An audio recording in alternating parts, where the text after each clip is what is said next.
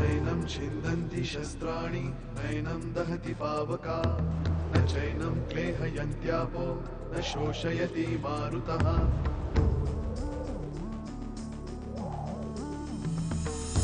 दिवसामागुण रात्र धावते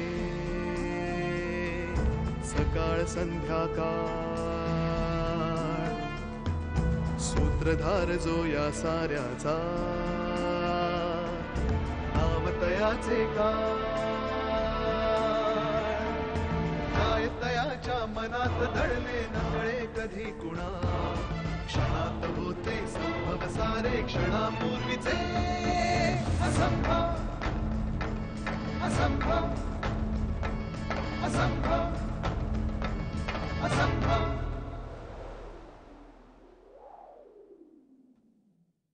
वेळ लय कमी आहे म्हणून तुला भेटायची गरज होती मला. जा. आदिनाथ, तुझ्या वागणुकीबद्दल कुठलाही न्यायनिवाडा करण्यापूर्वी तुझी बाजू मला ऐकून घ्यायची. एक लहानसा मुलगा दिसला, 10-12 वर्षांचा असेल. तो मी होतो.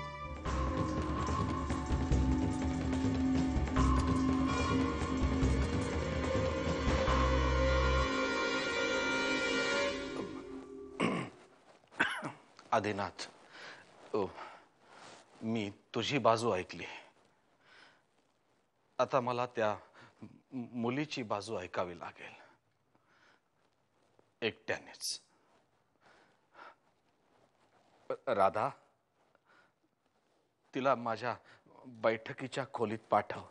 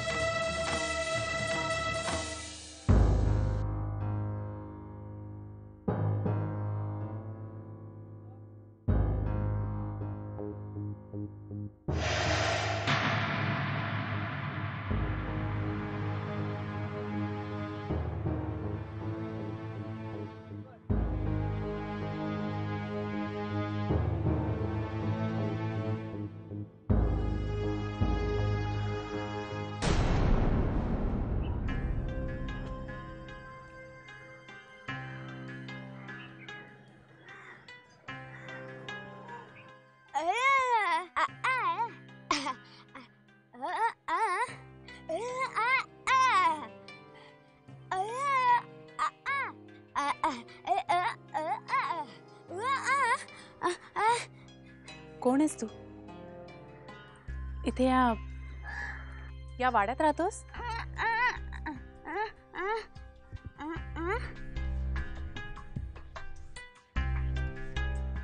तू काय बोलतोयस मला कळत नाहीये. नाव काय तुझं? नाव माझं माझं नाव शुभ्रा. तुझं नाव काय? अरे नाव नाव नाव काय तुझं?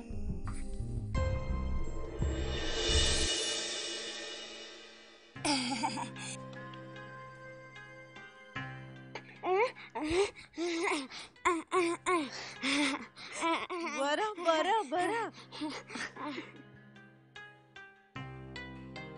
फारच आवडलेली दिसतेस तू याला. शुभ्रा नाव ना तुझं? याचं नाव काय? प्रथमेश. मी आई आहे याची. आधीची वहिनी राधा. ये ना आत. आजोबांनी बोलवलंय तुला. अगं ये ना.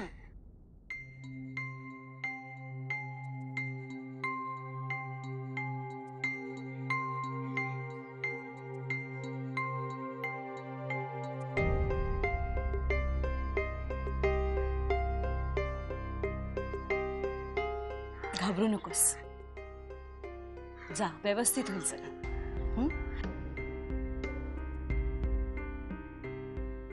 एक विचारू, हं? हा बोलत का नाही? असाच आहे तो. ऐकू येत नाही त्याला, त्यामुळे बोलायलाही शिकला नाही अजून. खूप गोड आहे पण. थँक्स. खूप कमी लोकांना वाटतं असं. जा तू, आजोबा वाट पाहत आहेत तुझी.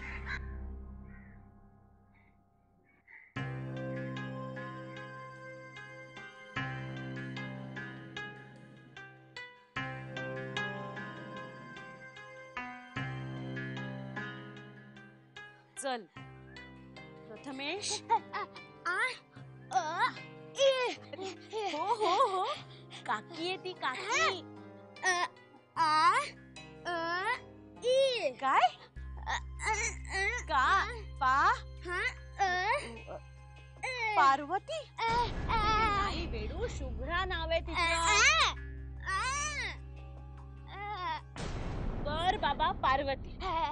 चल.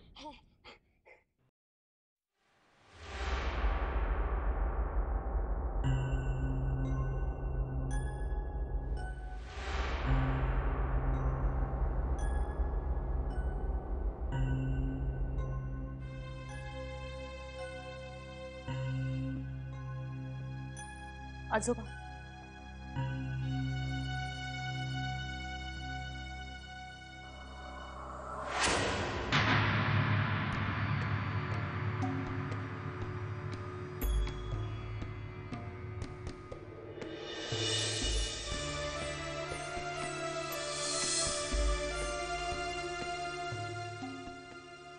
वहिनी,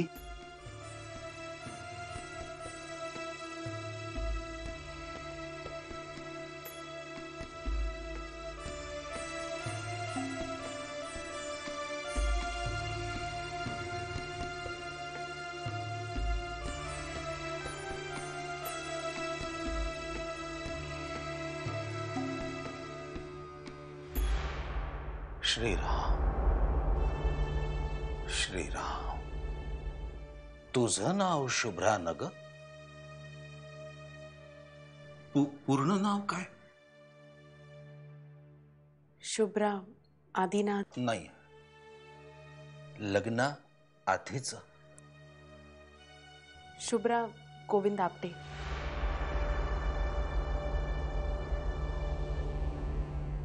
शुभ्रा, तुला तुझ्या जन्माची तारीख, वेळ,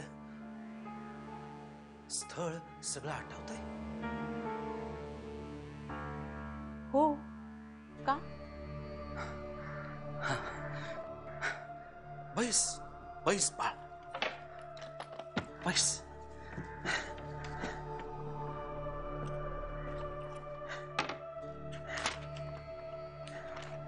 बैस बैस.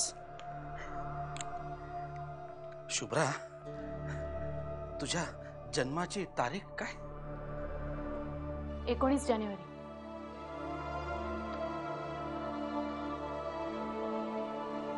19 जानेवारी.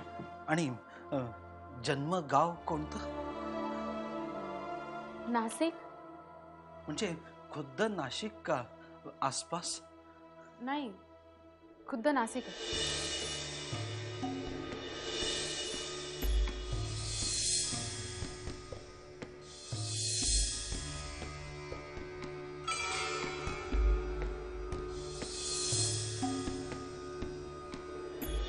आणि शुभ्रा, जन्म वेळ काय? सकाळी 7:20 सकाळी 7.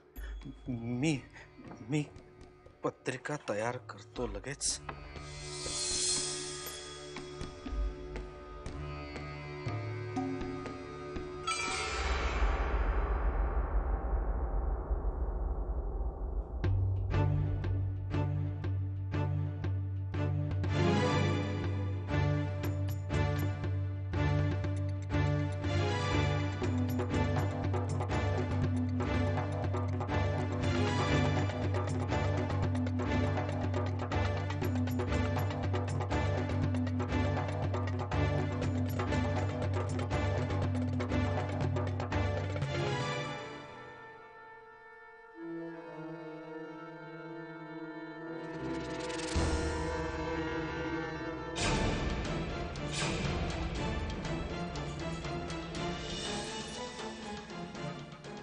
काय योगायोग म्हणायचा. शुभ्राचा आणि सुलेखाचा जन्म एकाच दिवशी एकाच वेळी झालाय. श्रीराम श्रीराम.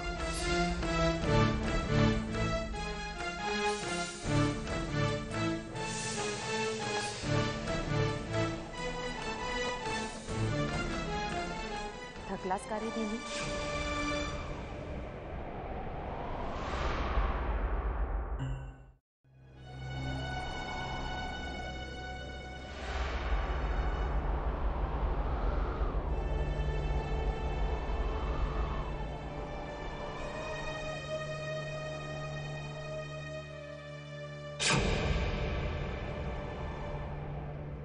आता तू मला हाक मारलीस?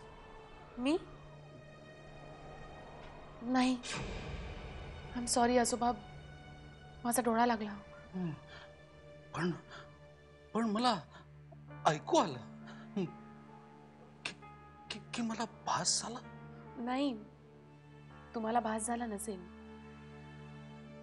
माई म्हणजे माझी आई, ती असं म्हणते की मला झोपेत बोलण्याची सवय म्हणून. मग तू मला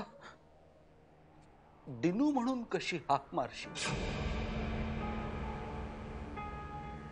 कारण अशी हाक फक्त पार्वती वहिनी मारायची. तुला पहिल्यांदा पाहिलं तेव्हा वाटलं की पार्वती वहिनीच. नाही, असं होत नसतं. नाही, हे शक्य. आजोबा,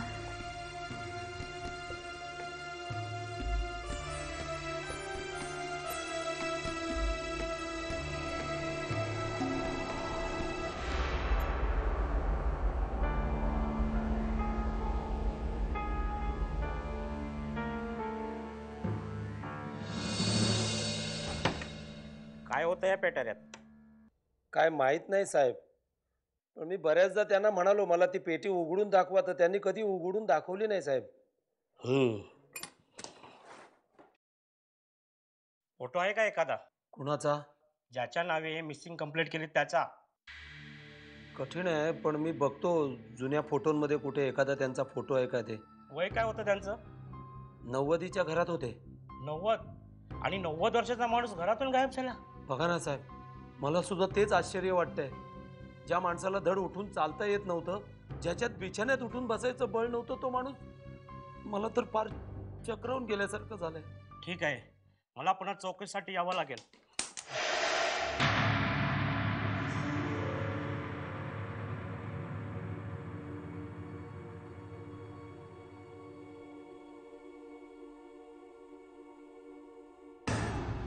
हा रुमाल कोणाचा आहे?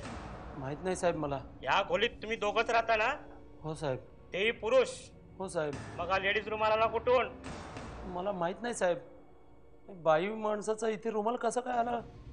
तरी मी काल संध्याकाळी सगळी झाडलोट केली तेव्हा नव्हता साहेब हा. मग आला कसा?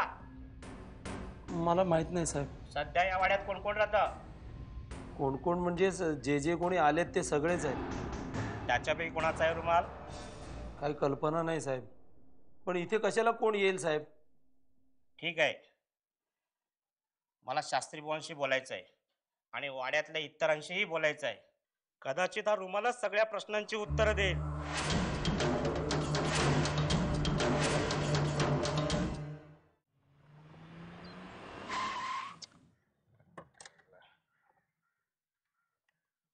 हा मावशी बोल. काय? कधी? कुठे? हॉस्पिटल मध्ये ऍडमिट केलं की नाही तिला? मावशी मी आता मुंबईमध्ये आहे, मला निघून येता येणार नाही. बरं मावशी फोन ठेव आता, मी बघतो काय करायचं ते. काय झालं रमेश? आईला हाच मुहूर्त मिळाला डोळे फिरवायला. काय झालं आईला? अरे हॉस्पिटल मध्ये ऍडमिट केलंय तिला, छातीत दुखतंय म्हणे तिचं. अरे बापरे, मग तुम्ही मागे फिरा, मी काही लोकांना घेऊन. नाही, माझा शिकार आहे तो. त्याचं नरडं मी चावणार.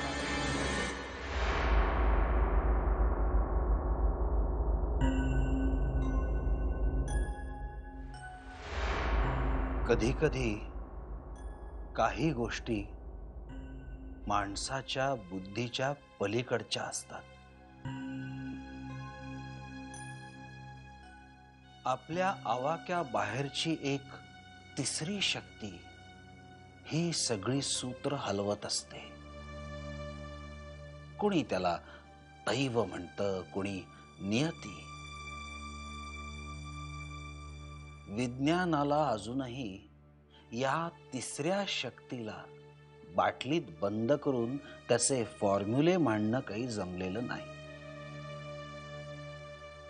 चंद्राच्या बदलत्या आकाराचा परिणाम काही माणसांच्या मनावर, बुद्धीवर, भावनांवर होत असतो. पिंडाला कावळा शिवत नाही आणि अमुक एक गोष्ट केली की शिवतो, असं का? विज्ञानाच्या कुठल्याही शाखेकडे याचं उत्तर नाही. बाबा, तुम्हाला नेमकं काय म्हणायचंय? मला एवढंच म्हणायचंय की आदिनाथनी जे काही केलं ते सर्वस्वी त्याच्या मर्जीनुसार केलेलं नाही. त्याच्या सारासार विवेक बुद्धीपेक्षाही कुठल्या तरी तिसऱ्या शक्तीनं त्याला हे करायला उद्युक्त केलेलं आहे. बाबा, त्या मुलीनं वश करून घेतलंय का आदिला? वसुधा, प्रत्येक गोष्टीचा अर्थ असा रेडीमेड काढायचा नसतो. ती मुलगी बिचारी काय करणार?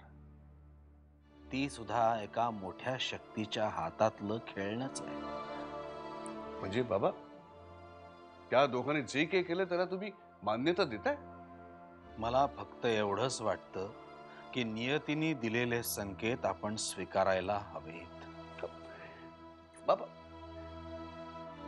पत्रिका जोडली नाही तरी मी सुलेखाशीच लग्न करणार असं म्हणणारा आधी तो असं काहीतरी विचित्र वागतो आणि त्याला तुम्ही काहीतरी दैवी संकेत वगैरे नावं देता. मला एकच म्हणायचंय, कोकणात असं काहीतरी नक्की घडलंय की ज्याच्यामुळे ती मुलगी आधीच्या गळ्यातून पडली. मला असं वाटतं आपण आधीला सगळं विचारू, त्यालाच सगळे उत्तर देऊ देत. काय ते आदिनाथनी आपल्याला सगळं सांगितलेलं आहेच. बाबा, काहीतरी गूढ आकर्षण वाटलं, कसली तरी स्वप्न पडली, ह्या असल्या निरर्थक गोष्टी लग्न करायला पुरेशा असतात का? त्या मुलीचं नाव गाव माहित नाही, कोण ज्या गोष्टींचा आपल्या बुद्धीला अर्थ लावता येत नाही त्या निरर्थक नसतात.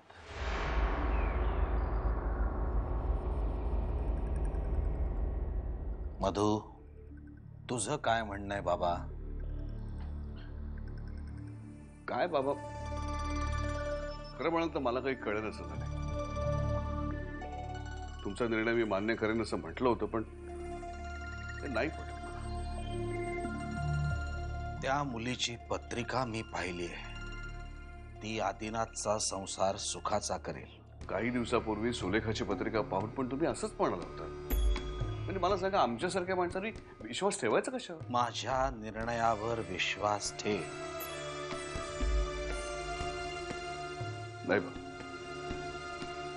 हे मला सगळं काही झेपत नाही. मधु, बाबा प्लीज, आय एम सॉरी.